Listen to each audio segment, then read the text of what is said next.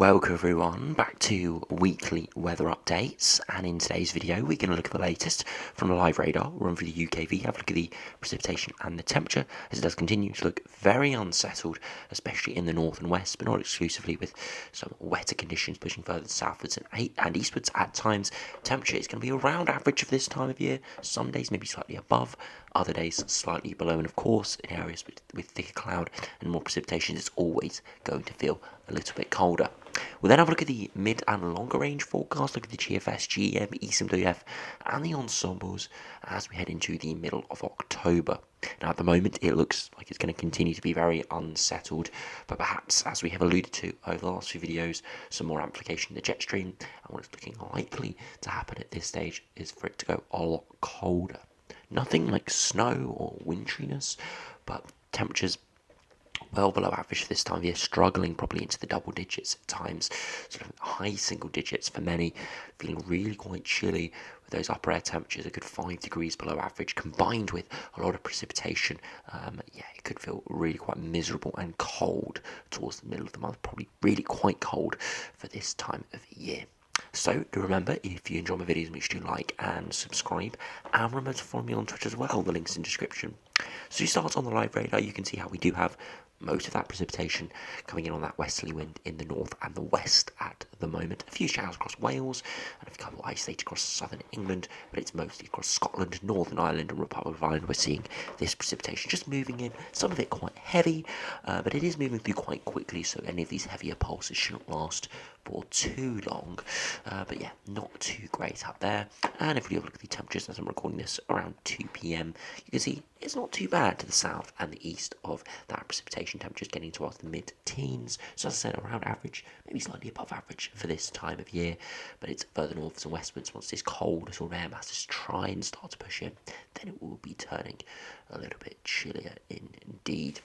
Now if we go to UKV and see what that is showing over the next 5 days or so, you can see at the moment we've just got a lot of precipitation pushing in to the north and the west, looking quite unsettled through this afternoon, more precipitation heading through this evening, and you can see a bit of a cold front pushing in there.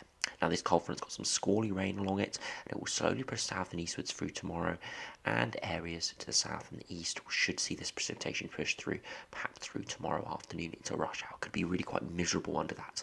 It is a very small, tight band of precipitation. Rain would only last perhaps an hour or so, but if it does move through while you're travelling or you're outside, it's not going to be particularly nice to get caught out in. Further northwards and westwards, still a lot of showers around. As I said, a very blustery, showery feel. As we head into Saturday, you can see once again a lot of showers still around and some thicker cloud pushing in, temporarily dry through Saturday night, but that's because we've got a big weather front pushing in. Into Sunday, see heavy rain pushing in. It does disintegrate as it moves south and eastward, sort of petering away. So areas to the south of this, down towards sort of central England, southern England, eastern England, are going to see just some thicker cloud before eventually it sweeps through. And we just see some more showers push into the north and west. So you can see some massive washout at this stage. There will be a lot of precipitation around, a lot of heavier precipitation around, but it's none this widespread walls of rain that we have seen over the years, and we even saw last week. So yeah, it does look likely we will see continued bouts of precipitation, gusty winds and generally colder conditions, but at this stage most of that should be in the north and the west. The south and the east will just be seeing some thicker cloud and some remnants of rain at times, so it won't be too bad, but it won't be particularly great either. If you look at those max temperatures, you can see earlier today it was really quite chilly. It was quite cold, around sort of 6, 7, 8 degrees, and into this afternoon you can see those temperatures peaking around that 17, 18 degree mark in the south and east. Further northwards, much chillier, but as I said, that is expected under the precipitation and cloud. As we head into Friday, you can see those temperatures once again rising to around that sort of 18, 19 degree mark to the south of the weather front, but behind it a lot colder because that cold front sweeps through, introducing much colder air. And you can see overnight into Saturday those temperatures are likely to fall away quite considerably, down sort of mid to high single digits, maybe 6, 7 degrees, even as far down south as the south coast. And into the Saturday afternoon you can see widely a degree or two colder, widely mid mid to low teens, maybe touching around 16 degrees in a few isolated spots. And into Sunday, overnight, pretty chilly, especially in the east under clearer skies, and into Sunday afternoon, you can see the temperatures rising to perhaps 16 or 17, and again into Monday, you can see those temperatures again, maybe 16 to 17 in the south, but much cooler further northwards, under thicker cloud and precipitation, which does fizzle out as it spreads southwards and eastwards.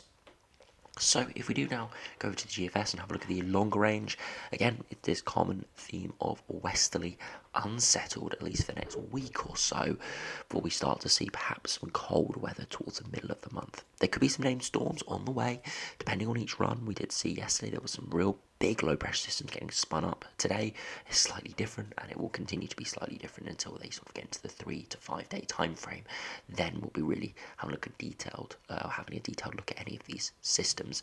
But for the time being, you can just see a westerly flow, transient ridges pushing in here or there, but still generally lower pressure all the way to next week, where we do potentially see a low spin up there in a week's time. But again, today's run, it's slightly weaker, still would be very gusty winds. We would still be very unsettled and rainy, but not quite some named storm level. Beyond that, as we get towards day 10, this is where the cold weather starts to push in, and you can see very cool northerly winds pushing in. We can see generally transient ridges trying to push up towards Iceland and Greenland, bringing a generally northerly or northwesterly airflow. You can see the tilt in that jet stream coming more from Greenland and far northern Canada than from sort of northeast America, northeast Canada. So just that slight tilt in the jet stream means we're going to be slightly colder, and you see that well reflected if we do put on the potential equivalent temperatures. Again, you can see the blues heading in here and just continue to dominate for the foreseeable future. Again, we will see temporary milder air masses, but we generally stay in those blues for quite considerable periods of time, keeping it sort of a cold, unsettled feeling. Now, if we do also run back and have a look at the temperature deviation, you'll also be able to see, these are for the raw 800 PHPA temperatures, you'll be able to see it is quite considerably colder than average as well. Look at all these blues through the middle of through October, and you can just see hardly seeing any yellows push in at all, apart from some transient small warm air masses ahead of weather fronts.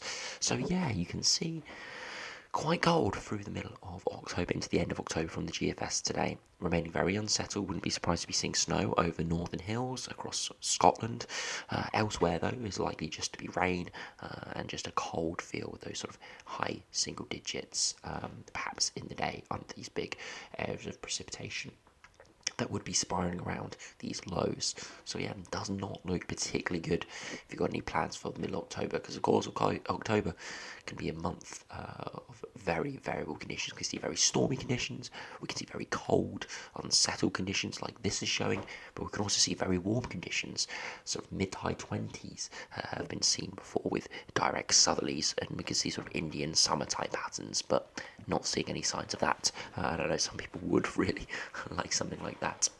If you go over to the GM and see what that is showing over the next 10 days, again, a westerly flow at the moment, looking really quite chilly. All the way to day 10, you can see the jet stream shifts further southwards, and we see a little bit of blocking to our north, amplification with the air masses coming in from the north. You can look at the upper air temperatures, not looking exceptionally cold, but this time of year that is very cold. And look at the temperature deviation, it shows it really quite well.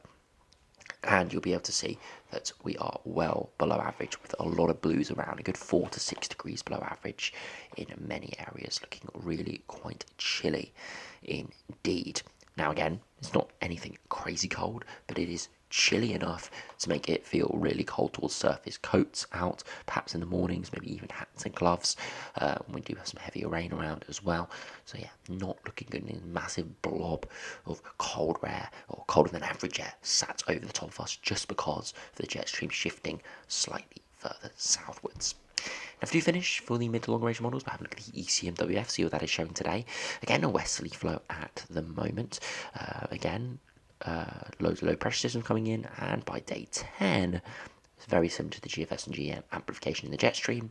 High pressure heading towards Greenland, quite a big ridge actually here, and this would be more sustained and a very cold northerly wind. This would be incredibly cold and snowy in around 6 weeks to 8 weeks time. But look at this in the middle of October, you can see we are getting a cold air mass in, the -5 line potentially pushing into Scotland, meaning we could see a bit of snow there.